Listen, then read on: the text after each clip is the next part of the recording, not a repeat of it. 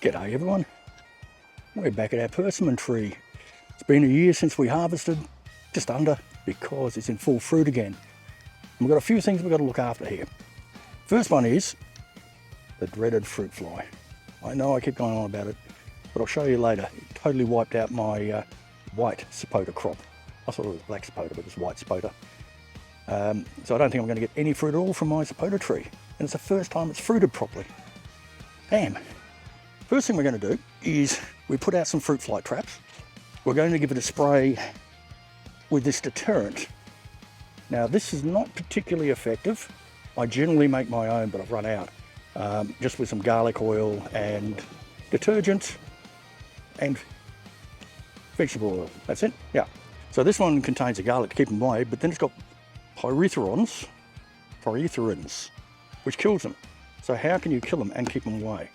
So what we're going to do is we're going to move our trap over to the strawberry guava, because we don't harvest a lot of those strawberry guavas. They're too small, too much effort. And we're going to spray our persimmon with this, which hopefully will kill any that are on there, but more importantly, drive them away to the fruit fly trap. So let's have a look at the bagging. And I'm using these bags. I've been using them for a few years now. They last 1 or 2 seasons or 3 seasons, so not too bad, even though they are plastic. And I'll show you how we put them on. So here we've got a lovely group of persimmons. If there is a leaf or a stick pointing further out, we cut it off, make it easier to get in the bag, and we just loop it over like so. In this case we can put 4 in the one bag, pull it tight at the neck, and then I tie it off to another branch, so I'm keeping some tension on the neck of it, and that way it doesn't just come open. Do it in a knot I can easily undo again. I think all of my knots come undone very easily, and there we go. So we're going to do that to every single persimmon on this tree. While we're at it, we'll take off a few branches we don't need, like that one. And this, we've got some leaves on the end, as I said, so we can chop them off so we can get the bag on easier. And the same up here. Right, let's get these bags on and then we'll do the spraying. So I was just about finished with the persimmon tree and I ran out of bags. So I had to buy some more. And I got these ones from Amazon. Quite a bit more expensive, they're about double the price. But they've got a much finer mesh, which I think is better. And drawstrings on either side rather than coming out at the same place. So when we put this on the tree, it actually stays better. So let's go in and have a look. So these Amazon bags are much, much better, because if you look here, it's all closed up. So there's much harder for the fruit fly to get through there. And it's a much finer mesh than the Temu ones. If we come up here and have a look at one of the Temu ones, and we'll do this one, it's nice and easy. We can see there's a big open area where the fruit fly can crawl in. They tend not to, but because it's a drawstring just on the one side, it doesn't fully close up. So they're much better. And if you look closely, you can see the mesh is quite a lot finer on this one, which should help with our blocking of fruit fly. Okay, so we've got one there that we've trimmed off.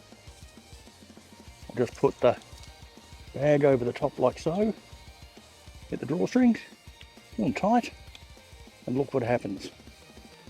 If we look carefully in there, we can see that the bag is closed properly, and on these ones, it doesn't fully close. So much better, but double the price. So how do you think we'll go?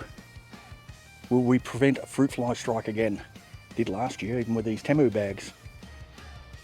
I managed to find some of my homemade garlic oil repellent spray. So I've made it up in this. There's only, I don't know, 10-20 mil in the bottom. Rest is water, and we're going to spray it out. So I'll link to how to make this up here. And as I said, this doesn't hurt the fruit fly, but they don't like the smell, and neither do I. It's garlic. And I'll stay away from this tree, and I'll go over here, hopefully, to my bait trap on the guava tree. So how do we spray the tree? First of all, we don't want to do it when it's stinking hot because oil will fry the tree, but we just spray it as normal, but making sure we spray underneath the leaves as well, so that they're not landing there. And we'll just give a general spray around the tree. This spray is not waterproof, so when we water, we'll lose some of it. And we'll have to come out and spray again.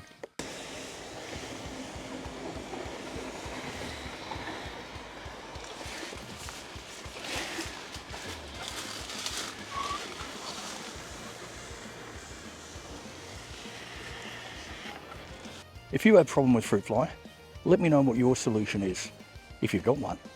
Remember, like, subscribe, hit that bell icon. You guys enjoy life, and I'll catch you in the garden.